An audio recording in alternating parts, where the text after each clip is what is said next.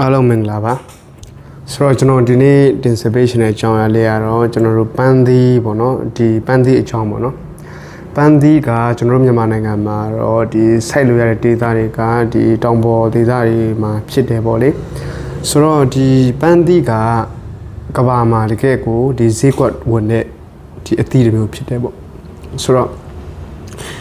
enable a day keep the doctor away ဆိုတာအဲ့စကလုံးရှိပါတော့အဓိကကျွန်တော်ပန်းသီးတစ်လုံးနေ့စဉ်စားဆရာဝန်နဲ့ဝေးသွားလို့ကျွန်တော်တို့ကပြောလို့ရတယ်ပေါ့ကျွန်တော်ပန်းသီးတစ်လုံးကိုနေ့စဉ်စားနိုင်မှာဆိုရင်ကျွန်တော်တို့ဆရာဝန်နဲ့ဝေးတယ်ပေါ့ဆိုတော့အဓိကဒါထားလိုက်ပါဆိုတော့အဓိကကျွန်တော်ဒီနေ့သုံးသပ်ပေးခြင်းတဲ့အကြောင်းအရာတော့ပန်းသီးတစ်လုံးဟာပေါ့နော်ဒီကမ္ဘာပေါ်မှာအမေရိကန်ဒေါ်လာဘီလီယံ100နီးပါးရှိတဲ့ကမ္ဘာစီးကွက်ကြီးကိုမောင်းနေနေတယ်ဆိုတာကိုကျွန်တော်ဒီဗီဒီယိုကြည့်နေတဲ့လူတွေသိသလားပေါ့နော်ဆိုတော့ကျွန်တော်ဒီနေ့ဒီ Agrifuture မြန်မာဆိုတဲ့ကျွန်တော် channel နဲ့ပြန်လည်ကြိုဆိုလိုက်ပါတယ်ဆိုတော့ဒီနေ့ကျွန်တော်တတိယလမ်းအကြောင်းတက်ပဲပြောမှာမဟုတ်ဘဲနဲ့ကျွန်တော်တို့ဒီစီးပွားရေး stock economic ကနေပါကျွန်တော်တို့သုံးသပ်ပေးသွားမှာပါ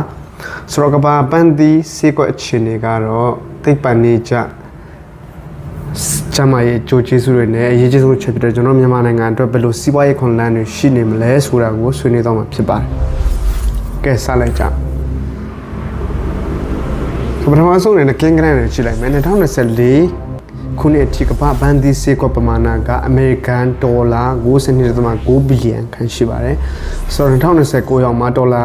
119ဘီလီယံကျော်ထိရောက်မယ်လို့ကျွန်တော်တို့ခန့်မှန်းထားပါတယ်ဘယ်သူတွေကအဓိက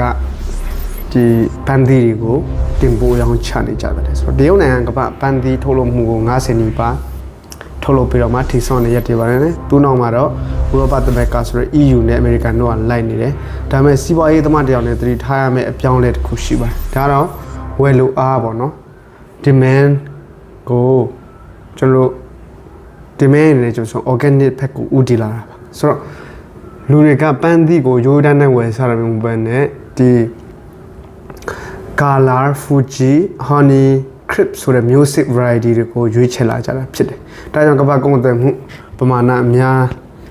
ရောင်းရဖို့ထက်ဤသွေးမှတ်တစစ် branding ကအဓိကတော့ချက်ဖြစ်လာပါပဲပေါ့နော်ဆိုတော့ကျွန်တော်တို့ဒီဒုတိယပိုင်းနဲ့ကျမ်းမာရေးအကျိုးကျေးဇူးတွေနဲ့ပတ်သက်ပြီးတော့မှကျွန်တော်တို့ပြောမှာဖြစ်ပါတယ်စီးပွားရေးကျဆင်းမှုတွေရှိနေပေမဲ့လည်းပဲပန်းသီးဝယ်လို့အားတော့ဘာကြောင့်ဆက်လက်ပြမြင့်တက်နေတာလဲဆိုရင်တော့အဖြေကတော့ကျမ်းမာရေတနာဆိုတော့ head and wealth ဖြစ်လာလို့ဖြစ်တယ်သိပ္ပံနည်းလမ်းကြည့်မယ်ဆိုရင်ပန်းသီးမှာအမခန့်အနေနဲ့ရှိပါတယ်နံပါတ်1အချက်ကတော့နှလုံးကျန်းမာရေးဖြစ်တယ်ဆိုတော့ပန်းသီးမှာပျော်ဝင်လွယ်တဲ့အမြင့်တက် soluble fiber ပါဝင်တာကြောင့်သွေးတွင်း cholesterol တွေကိုလျှော့ချပေးပါတယ်အစာရင်ကျန်းမာရေးဦးလန်းကြောင့်ကအကျိုးပြုတဲ့ဘက်တီးရီးယားတွေအားဖြစ်ပေးတဲ့ pectin တက်ပါဝင်တာဖြစ်ပါတယ်နံပါတ်3ကိုလေးချင်းထိန်းခြင်းဆိုတော့အမြင့်တက်နဲ့ရေဓာတ်ပါဝင်ချွဲဝါပြီးတော့မှကယ်လိုရီနဲ့ပါတာကြောင့်စားလိုက်ရင်အကြာကြီးပိုက်ပြနေစေပါတယ်။ဒါကြောင့်စားသုံးသူတွေကစင်ခံပစ္စည်းတွေကို short ချမယ်ဒါပေမဲ့ကျန်းမာရေးတော့မရှိဘူးဖြစ်အစားအစာတွေကိုတော့ short ဝယ်လို့မရှိပါဘူး။ဒါဟာစီးပွားရေးချင်းမဆိုရင် recession proof product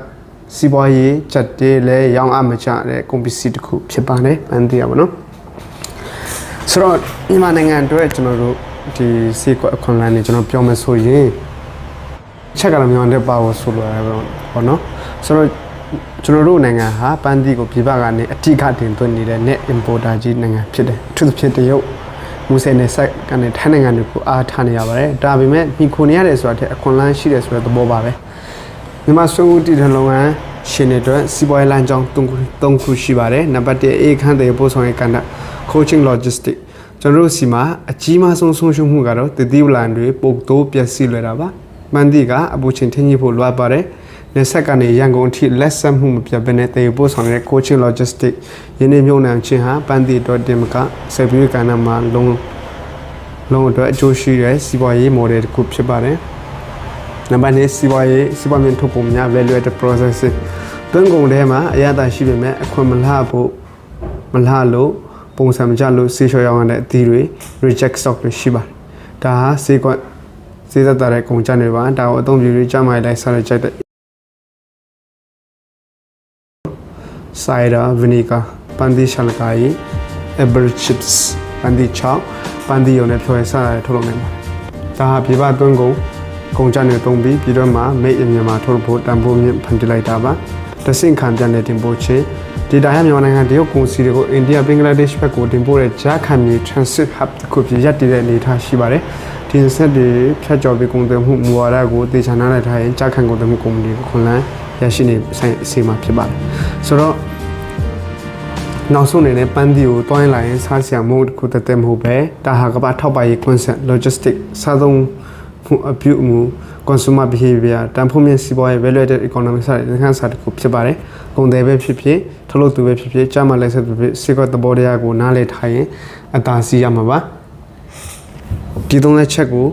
ကြိုက်တဲ့ဆိုရင် like and share လေးလုပ်ပြီးတော့ဒီ channel ကိုလည်း subscribe လုပ်ပေးဖို့မမေ့ပါနဲ့ဆိုတော့ကျွန်တော်တို့ခက်ပြန်ကောင်းလာရင်ပန်းသီးစေကွက်ကိုကျွန်တော်တို့တစ်စိတ်တစ်ပိုင်းရယူနိုင်ဖို့ကျွန်တော်တို့စူးစမ်းကြပါစို့အားလုံးကိုကျေးဇူးတင်ပါတယ်